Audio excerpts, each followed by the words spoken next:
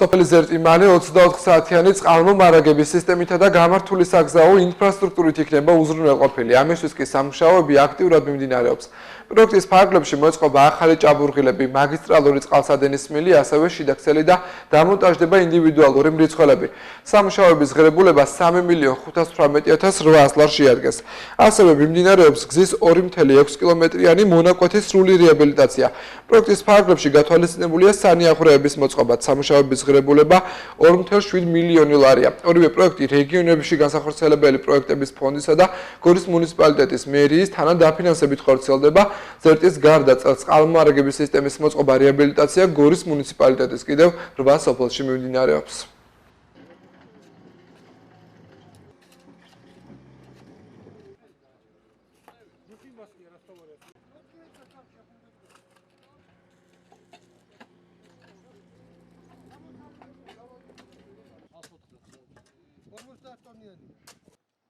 ჩვენი პრიორიტეტი არის ჩვენი მუნიციპალიტეტების სოფლების კეთილმოწყობა. დღეს ვიმყოფებით გორის მუნიციპალიტეტის სოფელ ზერტში, სადაც მიმდინარეობს როგორც სასმელი წყლის სისტემის თლიანი სოფლის სისტემის მოწყობა, ასევე საგზაო ინფრასტრუქტურის მოწყობა. სასმელ წყალთან დაკავშირებით დაახლოებით ფაქტიურად მთლიანად არის დასრულებული ქსელის მოწყობა, დარჩენილია დაახლოებით ალბათ 10% ქსელის ნაწილში და ასევე მოწყობილია ჭაბურღილები, თავის სადაწნეო კოშკურები.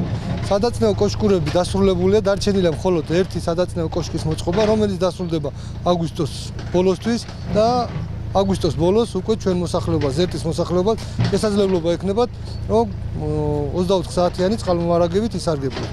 ასევე მინდა გითხრათ, რომ მიმდინარეობს გზის სარეაბილიტაციო სამუშაოები ცენტრალური გზიდან მთლიანად სოფლის ცენტრალური გზაზე მოეწყობა როგორც სანიაღვრე არხები, წყალმომარაგები, ასევე მთლიანად მოწესრიგდება და მოეწყობა ასფალტო საფარის ფენა. რა თქმა უნდა, ჩვენ მოსახლეობას ეს გაუმჯობესებს ადმინისტრაციულ ცენტრებთან დაკავშირებაში ხელს შეუწყობს და უფრო კომფორტულად გადაადგილდება.